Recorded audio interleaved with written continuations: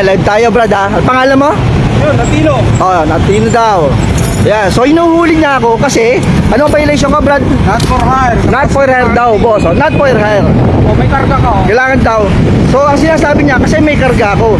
So aanihin ko etong bed na to kung hindi ko pala pwedeng kargahan. Sir, pwede mo kargaan po yan. O kaya nga, hindi. Pick up yan, hindi naman truck yan eh. Sir. Diyos ko, common sense naman. Sino ba naman may sabi na hindi niya lalagyan ng not for hire na sticker? Ano ba yung pinaglalaban niya? Una, Hilux na tama raw. Pang-business na sasakyan eh.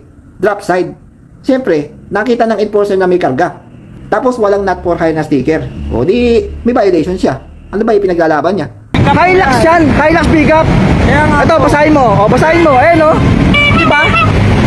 Hilux pick up. So, ibig sabihin, lahat ng lahat ng ganito, kailangan lagyan ng not for hire. Yes po. May mali dito yung yung may-ari ng Hilux na pickup eh. Alam niyo ba kung ano?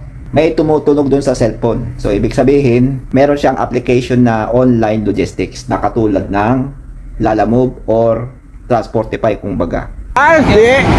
At hindi ba kung ganun? Ayan ha. Ayan o. Eh kaya nga, sinasabi ko nga sa'yo, anong purpose ng bed? Anong purpose niyan? Bakit hindi ko pwedeng kargahan? Hindi mo lang na not for hire, sir. Bakit nga? Bakit nga? Ano reason niya? Ano reason niya? Bakit hindi ko pwedeng kargahan? Eh private yan eh. Ano gagawin ko sa likod? Lalagyan ko ng tubig, lalagyan ko gagawin ko swimming pool. Ha? Sana, lagyan ng swimming pool, gawin natin. Gusto mo? Tulungan mo ako tanggalin yung lona. No, sir. O, tanggal mo ako tanggalin yung lona. Dali. Tanggalin mo yung lona, dali. Tanggalin mo yung lona. Ba't kita tanggalin? Kaya nga eh, kasi sabi mo bawal kargahan. Hindi bawal, sir. Hindi. Sabi mo bawal kayo na bawal kargahan. Bakit ko kailangan obligadong ano? Kaya mo lang lagyan na not for hire. Bakit nga? Bakit nga? Ay, yung isang ganito nga, wala kang tatak eh. May FX din kami, wala namang ganyan. Sa business lang. Paano mo nalaman? Paano mo nalaman ginagamit ko sa business? Karga po kayo. Sige, ano laban yan? Ang uling.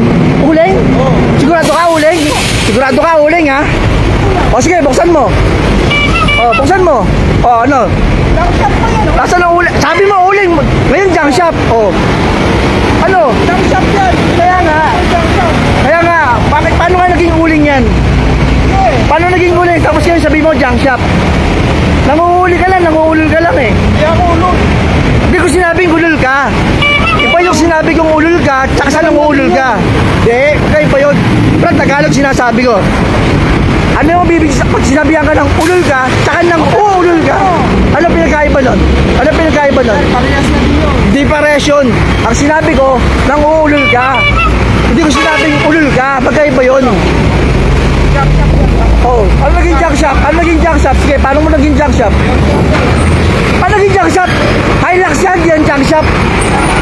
Oh, hindi yan junk shop. Hilux yan, Hilux. Hiram lisensya mo. Pag kumahiram ng lisensya sa'yo, pag kumahiram, May permission pa. violation, nasaan ang violation? Oh, nasaan ang violation? Nasaan ang violation dyan? Tuwalag yan. Oh, kaya nga, nasaan ang violation dyan?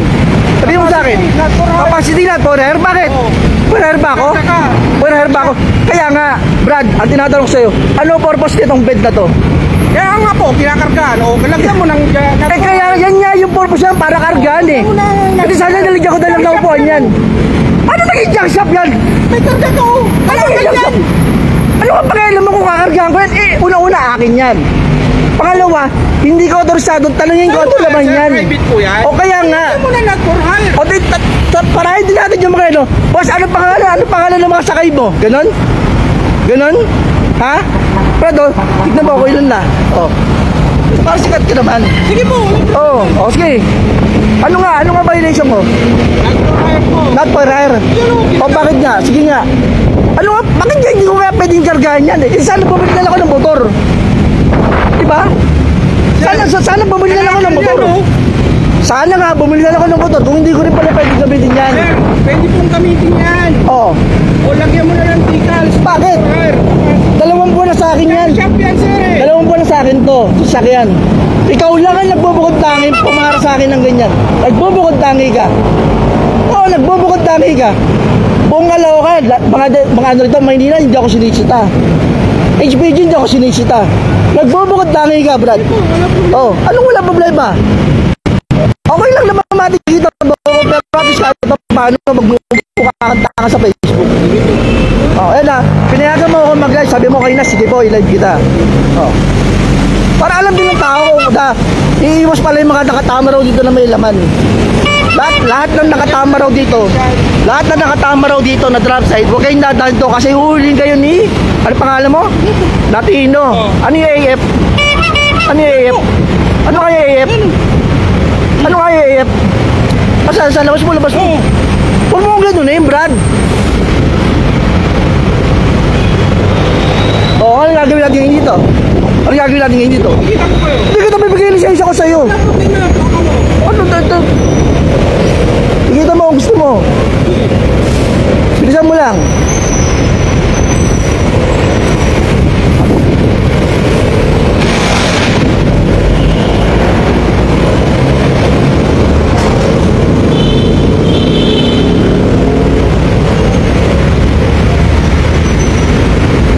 Brad, nagbubukod tangi ka, wala pumara sa akin ng ganyan. Eh no, bawal pala kargaan ng pickup. Yan, bawal daw. Kailangan daw may not for air. Unang-una, hindi 1,000 kg yan sa pagkakaalam ko.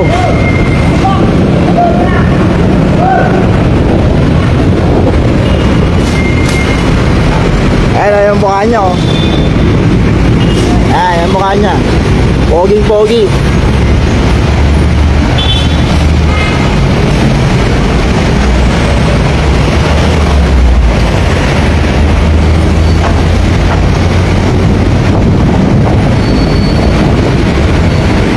Oh, sabi nyo, sampalin daw kita, oh.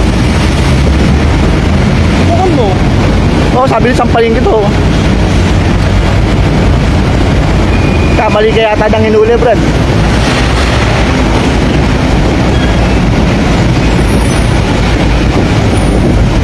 Paparahin mo ko kasi walang decals ng not for hire. Hanep.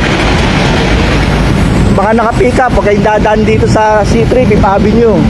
Huhulihin kayo nito kasi mga pick up nyo walang decals na not for hire. Oo, Oh, tapos ka na. Ito na akong malis, Brad.